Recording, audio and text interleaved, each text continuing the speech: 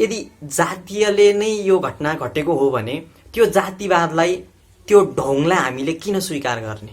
अवैज्ञानिक अवैधानिक कुराहरू हामी गर्दैनौँ। विज्ञानले के भनेको छ र व्यवहारले के भनेको छ, सत्य के छ, तथ्य के छ, प्रमाण के छ, नजान्ने कुरा नबोल्नु। कुन कुन वैज्ञानिकले अन्तर्जातीय विवाहलाई स्वीकार गरे वा गरेनन्? प्रेम अन्धो हुन्छ, प्रेममा केही देखिँदैन, जुन जातको भयो नि प्रेमले जात हेर्दैन। सप्रडाग्रे दुई जाति नाम प्रशस्ता दार कर्मणि भर्तु शरीर शुश्रूषाम धर्म कार्यम सकारे। र अहिलेको युवा पुस्ताले यसलाई विचार गरोस् र कृपया यो भिडियो अन्तिमसम्म हेरिदिनु होला। सम्पूर्ण मानवतावादी जनहरूमा मेरो हार्दिक नमस्कार।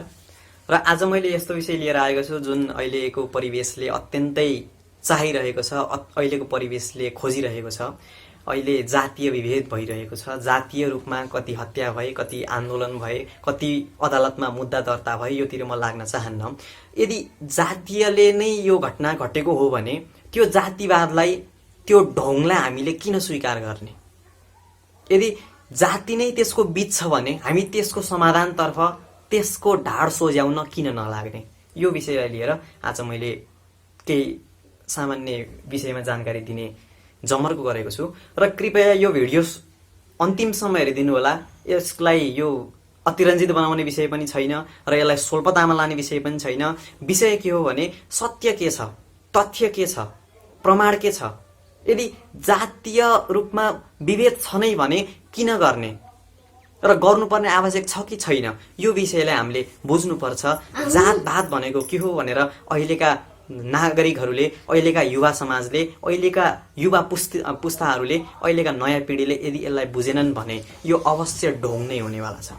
र हामीले अहिले यो विशेष अस्तिको घटनाले जुन युवकको मृत्यु भयो, यी सबै घटनाले गर्दा अहिलेको परिवेशमा हरेकले, मैले बिहानसम्म पढिरहेको थिएँ, आर्टिकल लेख्न थालेँ, मैले मेरो बाहुनवादलाई त्यागेँ, तिमीले तिम्रो दलितवादलाई कहिले त्याग्ने, यस्ता आदि इत्यादि कुराहरू सुनिसकेपछि मलाई यो भिडियो बनाउन अत्यन्तै मन लागेको हो।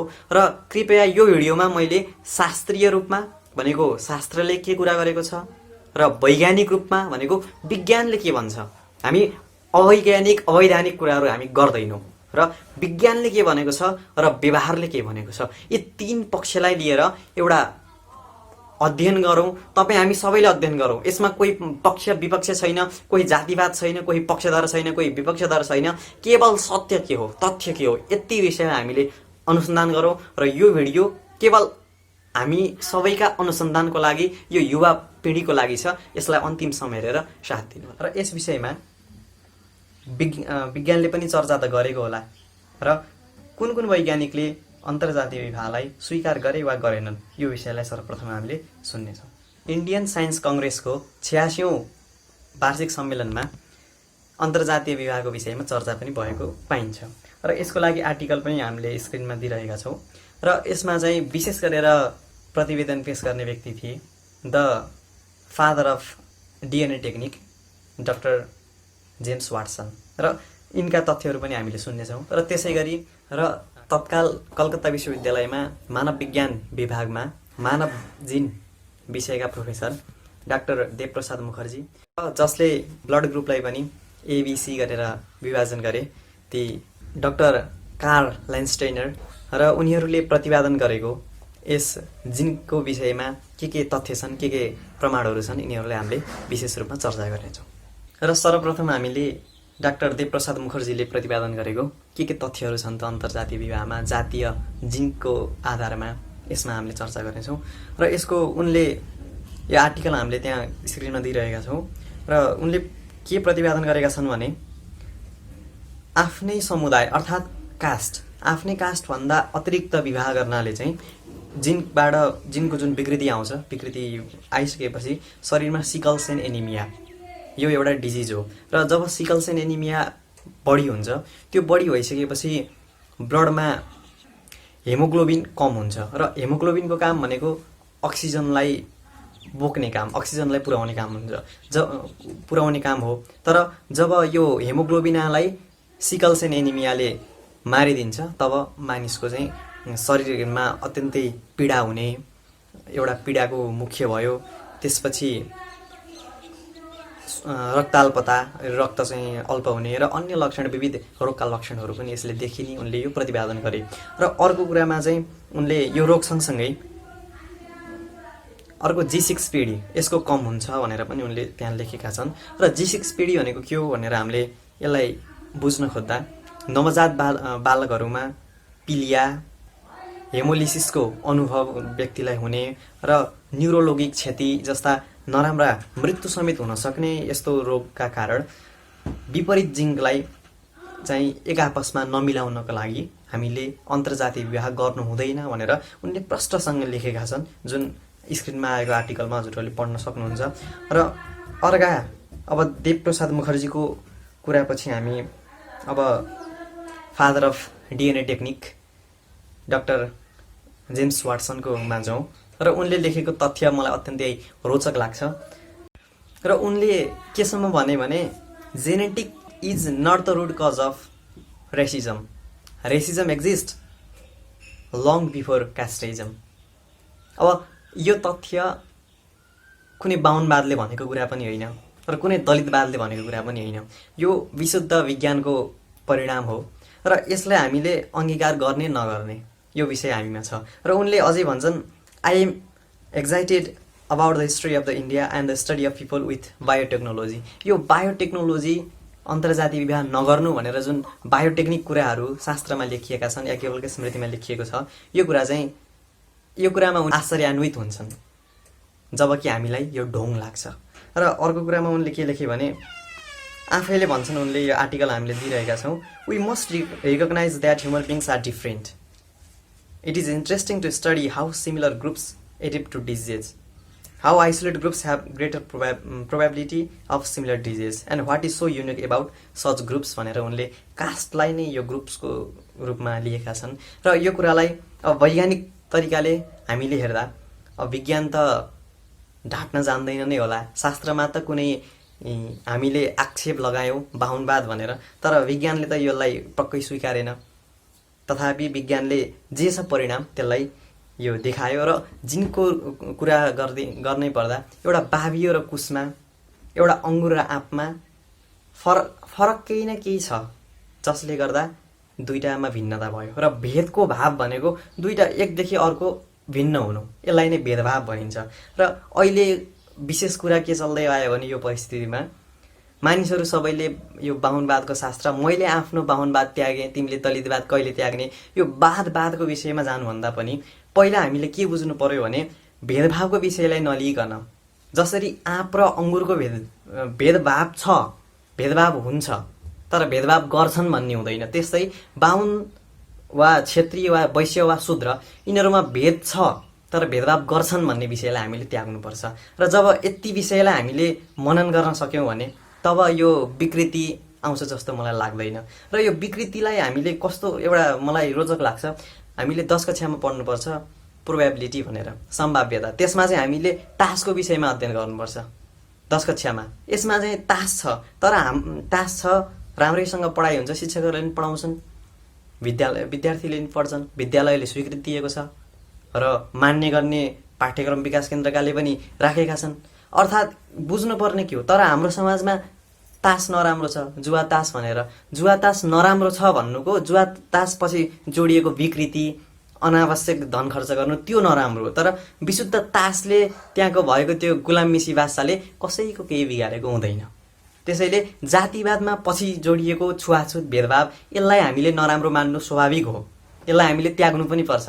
तर जातिवाद भन्दैमा, छुवाछुतले गर्यो भन्दैमा जातिवादै नराम्रो भनेर तोक्न सक्नु भनेको मूर्ख हो। र कति अब विशेष यता कुरा चल्छन्, रगत सबको एउटै हुन्छ, ग्रुप छ, ब्लड ग्रुप पनि छैन भन्छु भने त म जान्दिनँ, तर ग्रुप भनेर जब छुट्याइसकियो त्यसपछि पनि एउटै हुन्छ भनेर रगतको आधारले वा रङको आधारले भन्नु त्यो पनि मूर्खता हो।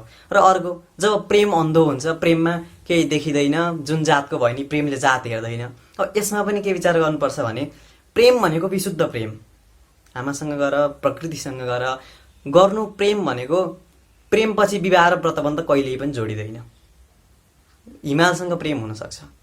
त्यही भएर प्रेम छ भने त्यो आफ्नै सजातीयसँग विवाह गर्न चाहन्छ भने पनि खुसी हो, बल्ल तिम्रो प्रेम सार्थक हुन्छ। जब आफैसँग नगरे हुन्न, विकृति नलाए हुन्न विश्वमा। अब हामीले साइन्टिस्टहरूले त भने त यसपछि पनि के कारण छ, किन भने त यसको परिणाम के हो, दुष्परिणाम के हो भनेर विचार गर्दा डाक्टर देव प्रसाद मुखर्जीले यो आर्टिकल हामीले स्क्रिनमा दिइरहेका छौँ, त्यसमा मजाले लेखेका छन्, हजुरले पनि पढ्न सक्नुहुन्छ।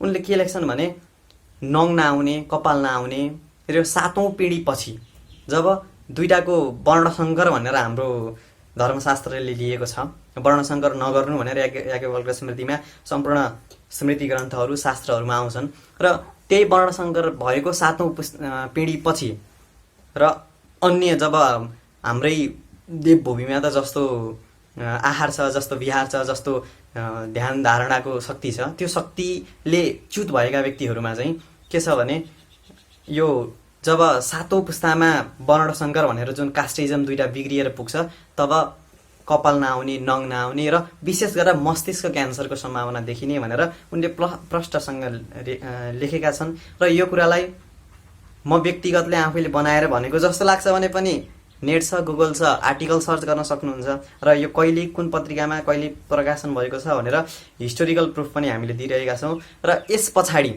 यो जबकि वैज्ञानिक रूपमै केही भिन्नता छ, नमिलाऊ, दुईटामा केही रोग बढी उत्पन्न हुन्छ भनेर भन्दै गर्दा हामीले अन्तर्जातीयलाई प्रोत्साहन गर्नुपर्छ जस्तो मलाई लाग्दैन।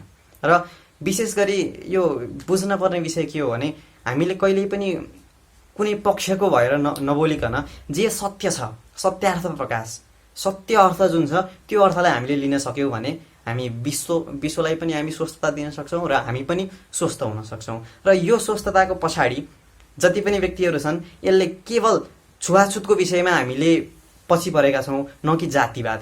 जातिवाद भनेर नजानिकन बोल्दा कृपया मैले सावधान गराउन चाहन्छु, नजानिकन कोही पनि नबोल्नु होला। नदेख्नेले ब्लडमा रातै देख्छ, ग्रुप देख्दैन भने त्यो त्यसको कमजोरी हो।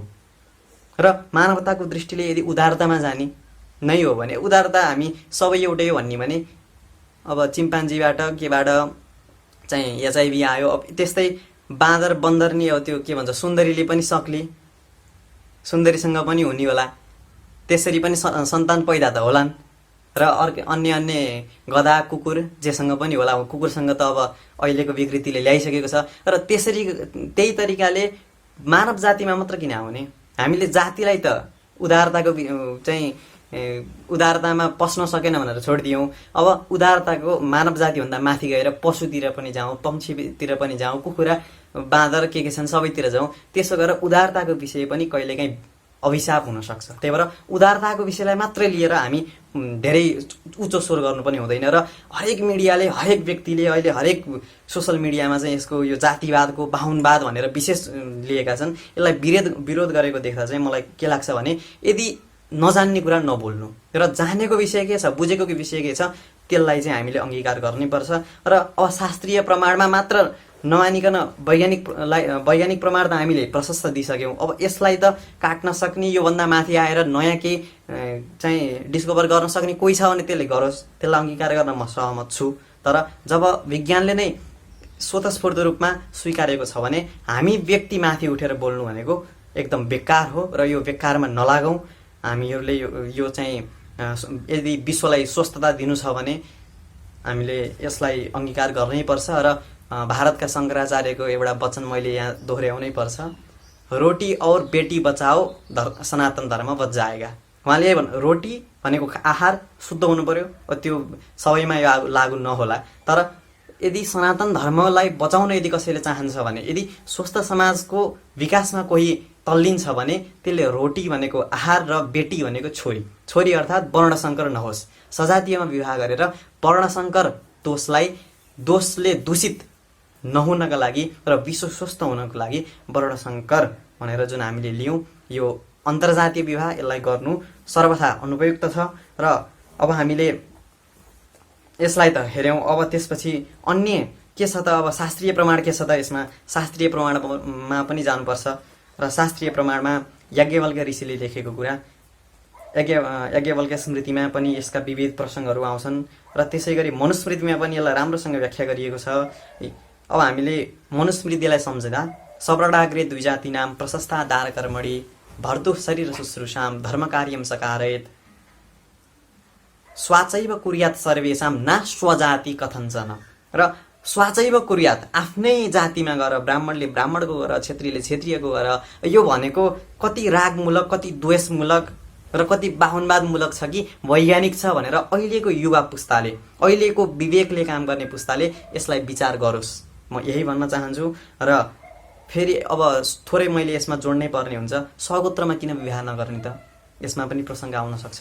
र सगोत्रमा विवाह किन नगर्ने भन्दा जुन जेनेटिक रूपमा आइरहेको हुन्छ, जुन आफ्नो बुबालाई भएको, आफ्नो हजुरबुबालाई भएको अन्य रोगहरू, सुगर जस्ता विविध रोगहरू छन्, ती रोगहरू आफ्नो सन्तानमा नजाउन् भनेर जब सगोत्र भनेर सगोत्रमा नगरिसकेपछि त अर्कै पौडेलले अन्य गर्ने भयो, आत्रे गोत्रकोले गरको गोत्र अन्य गर्ने भयो। त्यो भइसकेपछि दुईटाको नयाँ प्रतिभाको एउटा पुञ्ज सन्तान हुन्छ र दुईटाको रोगलाई प्रतिरोधात्मक शक्ति, एउटा इम्युनिटी पावर भन्छ, त्यो पावर लिएर जन्म नसक्ने बच्चा हुने भएकाले त्यसलाई सगोत्रीय विवाह नगर्नु वैज्ञानिक तरिकाले भनियो। र अर्को भावनात्मक तरिकाले व्यवहारिक रूपमा हेर्दा पनि सगोत्र भनेको आफ्नै दिदी, आफ्नै बहिनी हुन् र दिदी र बहिनीबाट चाहिँ सन्तान पैदा गर्नु भनेको यो अलिकति व्यवहारिक दृष्टिमा चाहिँ यो पूर्ण रूपमा गलत छ र यसैका लागि सगोत्रमा विवाह नगर्नु भनेर भनिएको हो। यसमा पनि कुनै राग द्वेष केही पनि छैन र कसैले यसलाई उल्लङ्घन गर्न खोज्नु भनेको कुनै बाहुनवादलाई होच्याउनु, बाहुनवादलाई परास्त गर्नु, हिन्दू धर्ममाथि विजय गर्नु, यो हुँदैन। सरासर गलत, किनभने यसले विश्व जनस्वास्थ्यमा, विश्व को परिवेशमा यसले विकृति ल्याउने, यसले अन्य रोग पैदा गर्ने र भावी सन्ततिहरू झन् रोगी ग्रसित, रोगले ग्रसित हुने हुन्छन्। त्यही भएर यसका लागि हामीहरूले यो दोषलाई त्याग्नको लागि सजातीय विवाह गरौँ। र अस्तिको घटना पनि निन्दनीय छ। वेदशास्त्रले अर्थात् धर्मशास्त्रले प्रतिपादन गरेको यहाँभन्दा दोस्रो कुरा केही पनि छैन। यही नै हो। सवरडागले दुई जाति नाम प्रशस्त आधार कर्मणि इत्यादि मनुस्मृतिका वचनहरू छन्, याज्ञवल्क्य स्मृतिका वचनहरू छन्। सम्पूर्ण स्मृति ग्रन्थहरू, पुराण ग्रन्थहरूले प्रतिपादन गरेको कुनै राग, कुनै द्वेष, कुनैको पक्ष लिएर कुनैको विपक्ष भएर होइन कि विशुद्ध समाजको, स्वस्थ समाजको कल्पनाको लागि र वर्णसङ्कर नहोस् भनेको जेनेटिक जुन अहिले हामीले भनियो दुईटा रोगहरू, ती रोगहरू नलागुन् भन्नको लागि हो। र सम्पूर्णलाई मेरो यही आग्रह छ, कृपया ढोङमा नलागौँ। जातको कुरा गर्नेहरू देशका लागि घाती भए कि झन् स्वस्थ समाजको निर्णायक बन्न पुगे, त्यसलाई पनि विचार गरौँ। र प्रेमको विषयमा गर्नेहरू, प्रेमले यदि प्रेम नै गर्नु छ भने ऊ आफ्नैसँग जाँदा पनि प्रेम होस्, त्यसमा विषय छैन। तर प्रेमका लागि विवाह व्रतबन्ध आवश्यक छैनन्, यो कुरो प्रष्ट छ। किनभने प्रेम भनेको कहिल्यै पनि त्यो दुईटा तीनटा त्यो आफ्नो दुःख र सुखको विषयलाई लिँदैन। केवल प्रेमलाई त बादशाह आचार्य आदिले पञ्चम पुरुषार्थ पनि भनेका छन्। सबैमा गर्न सक्ने प्रेमलाई फेरि पछि द्वेष नहोस्। त्यसैले केही अहिलेको के छ भने परिवेशमा मैले भन्नै पर्छ, विवाहभन्दा पछिका स्टेपहरू केही पार गरिसकेका हुन्छन्, त्यही भएर प्रेम पछिको विवाह अवश्य आवश्यक हुन्छ। त्यही नै हो, अरू केही पनि छैन। त्यति आफ्नै गल्तीले गर्दा पछि धेरै बढ्ने भएका हुन्छन्। त्यही भएर प्रेम छ भने विशुद्ध प्रेम, सबैलाई गर, प्रकृतिसँग प्रेम गर, आकाशसँग प्रेम गर, त्यो हो प्रेम। र उसैसँग वर्णसङ्करता ल्याउनुपर्छ। यदि विश्वलाई नै हानि हुन्छ भने त्यो प्रेम सफल नहोला नै, मैले त्यही चाहन्छु। र सम्पूर्ण यो भिडियो सुनिदिनुभएका सम्पूर्णलाई चाहिँ मैले आग्रह गर्न चाहन्छु, विज्ञानको आँखाले हेर्नुहोस्, अध्यात्मको आँखाले हेर्नुहोस्, स्वस्थ समाज निर्माण हुने मनले सोच्नुहोस्। यदि वर्णसङ्करता, अन्तर्जातीय विवाह द्वेषमूलक लाग्छ, रागमूलक लाग्छ भने हजुरले यसलाई त्याग्न सक्नुहुन्छ। तर आफ्नो बुद्धि र विवेकले यदि यसलाई सही नै हो भन्ने लाग्छ भने यो गलत बाटोबाट हामी सबै जोग्यौँ। र धेरै यो विषयमा बोल्नेहरूले पनि कान खोलेर सुन्नु होला। यो विषय कुनै बाहुनवादले, कुनै शास्त्रीयवादले, कुनै धर्मात्माले आफ्नो केही हुनको लागि बनाएको होइन, यो विशुद्ध स्वस्थ समाजको लागि बनाएको हो। यही भन्दै अब आजलाई यति नै गरौँ। ओम।